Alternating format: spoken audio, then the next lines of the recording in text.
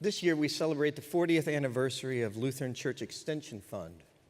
40 years of supporting the church in its mission of sharing the gospel by assuring financial resources and services are available to provide place and space for word and sacrament ministry to happen.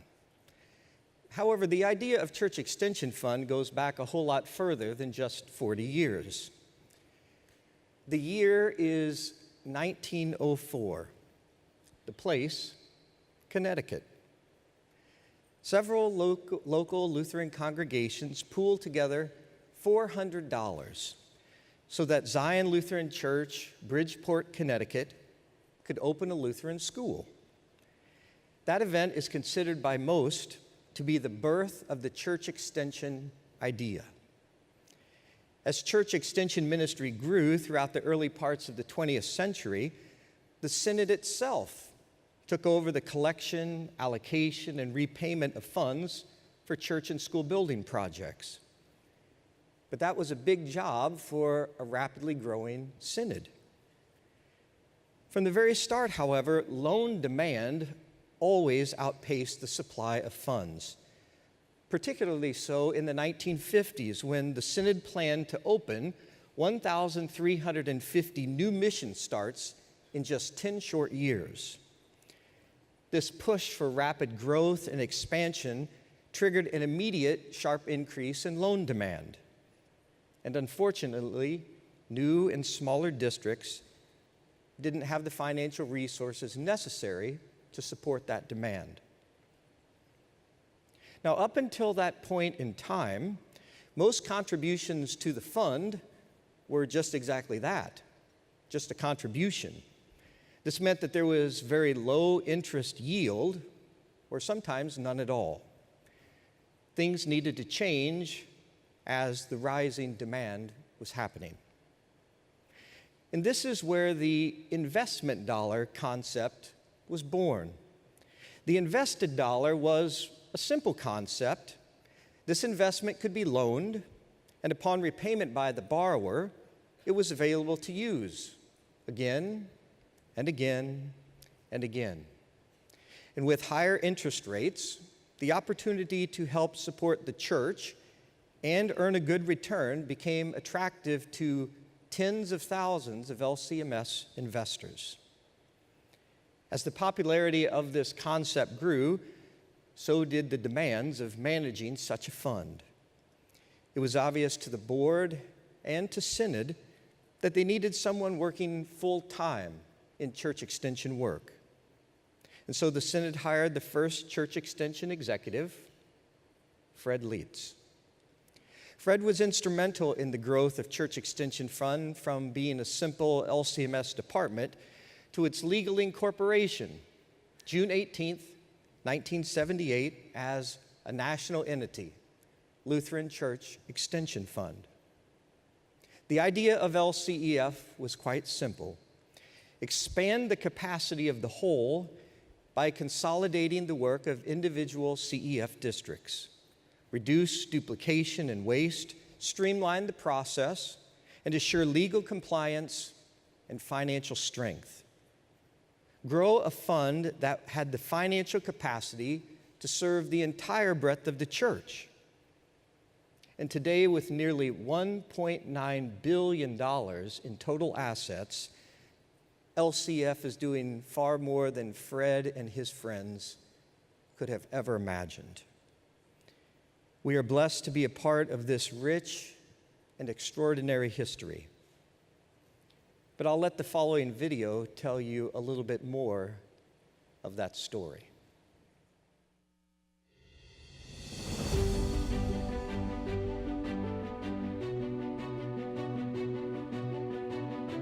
Church Extension Fund work started really almost in the early days of the Synod, as congregations just started to pool resources together in order to impact ministry.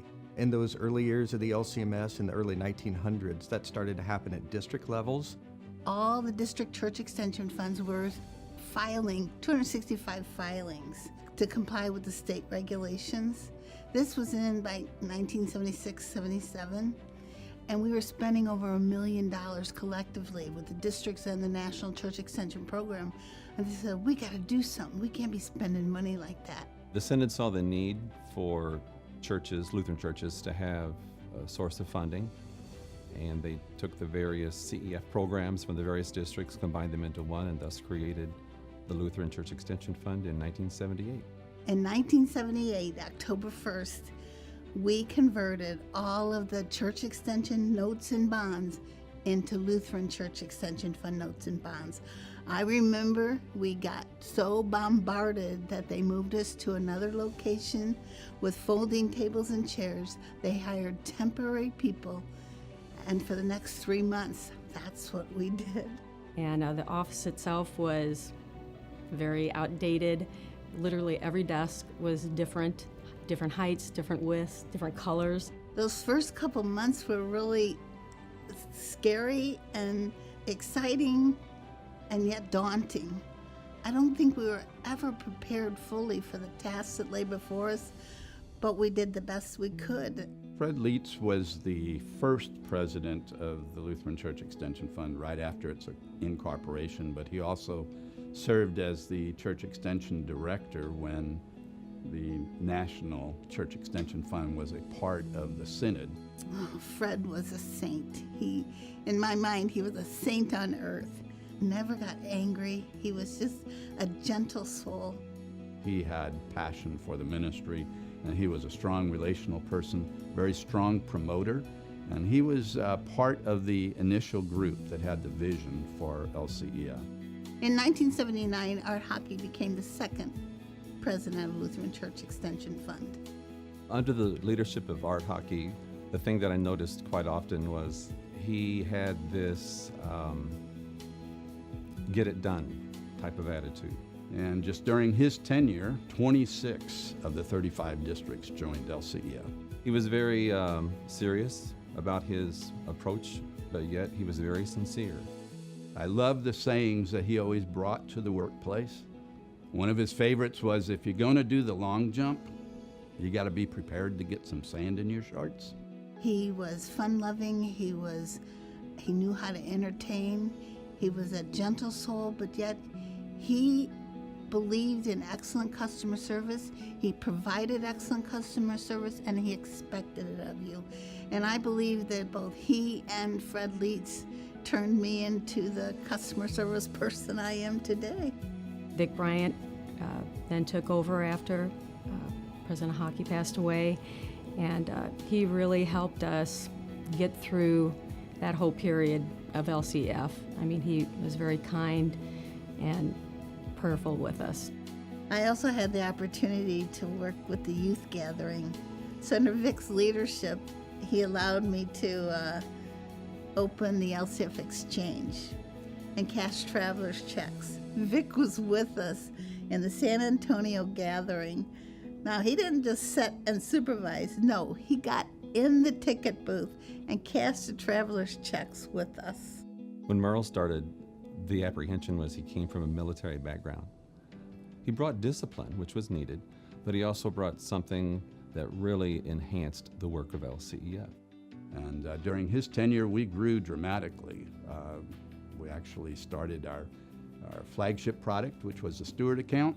The Steward account was huge, as it gave people the opportunity to take their money in and out. And church workers who moved across the country, that Steward account didn't have to be closed and reopened somewhere.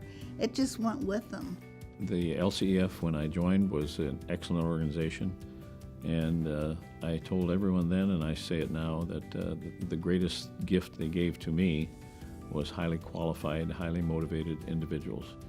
What I remember most about Merle Freitag is when he came aboard, he respected the current staff, the current leadership we had at Church Extension, and he decided to work with us. I think the most important ingredient in helping an organization is the quality of the people, their motivation, their drive, their enthusiasm.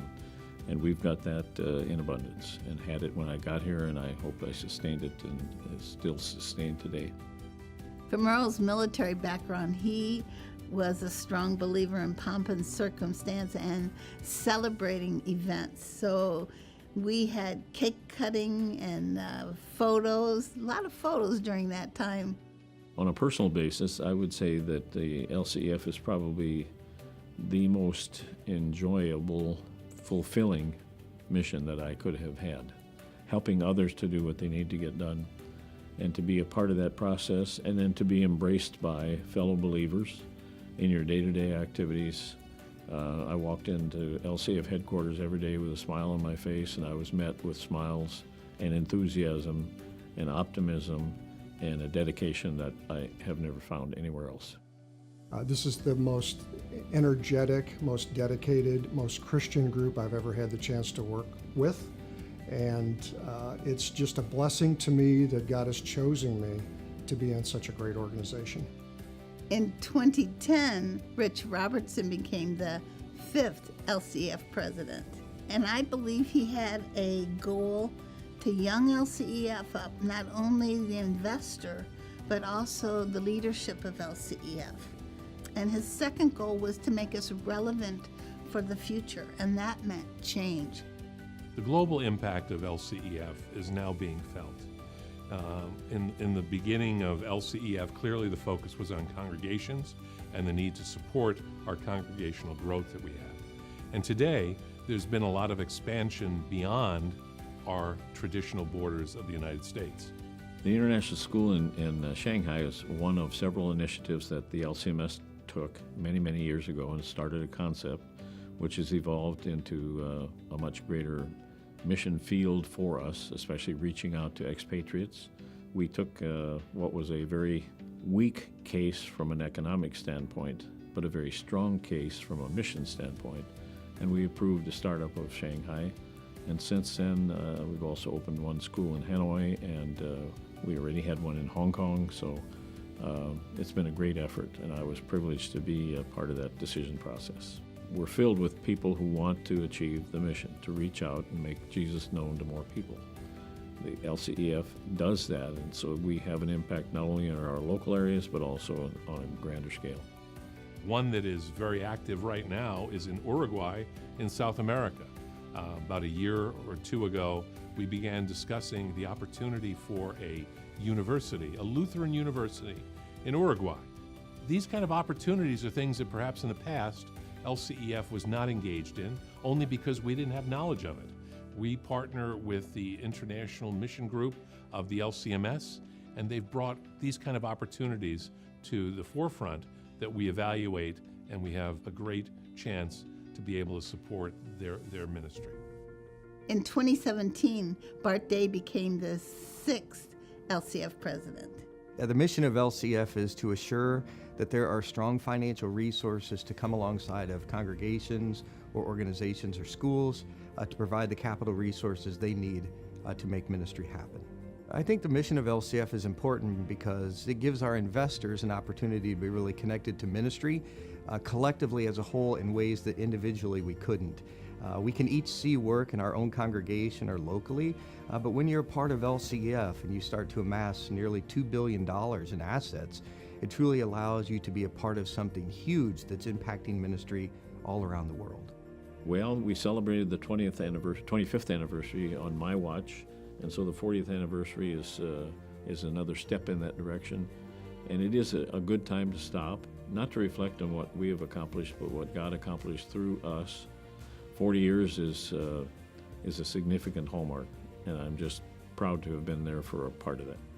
LCF has had a legacy of encouraging innovation, encouraging outreach, encouraging strong leadership in the church. It has a legacy of good financial practice and spreading good financial practice to our congregations and our church workers so that we can all be as fit as possible, as ready as possible for the mission that we have in front of us to share the name of Christ with everybody. I feel so blessed to have been part of this ministry. Its value, the way it treats its customers, and I just hope we keep challenging ourselves to figure out what God wants us to do next with what He has blessed us with. I think reaching the 40th anniversary to me means that the vision and faith and faithfulness of so many people years ago has really now come to fruition. I don't know that any of those men and women would have ever dreamed what LCF would become over those 40 years. So it is a tremendous blessing to the church and a testament to their work and lives of faith.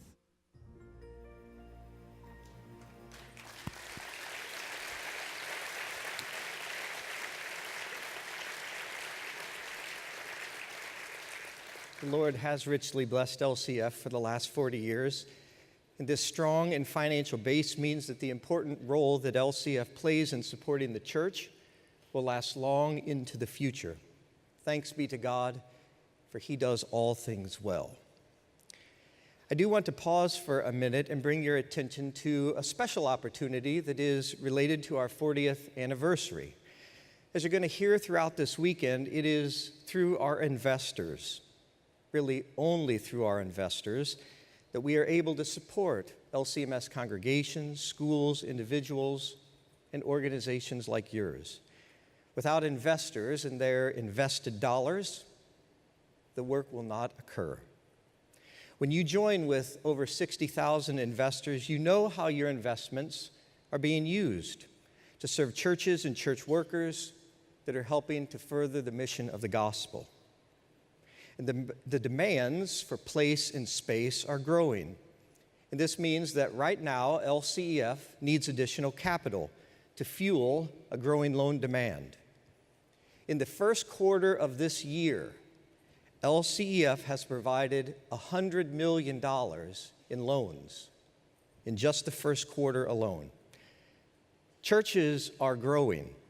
Schools are building, RSOs are expanding, our Concordia universities are thriving, and they need new and updated facilities and additional resources. And that's why we invite you to join LCEF through a very special anniversary investment note that we're making available just for a limited time, our 40-month note at 4%.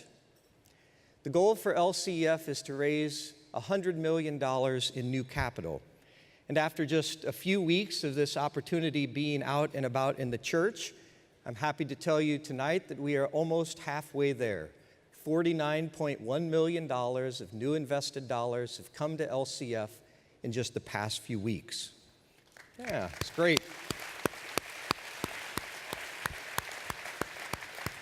You can open an account with as little as $500 or as much as $40,000. And so if you're interested in learning more about the 40-month anniversary note at 4%, you can speak to someone at LCF, particularly out at the registration table over the weekend.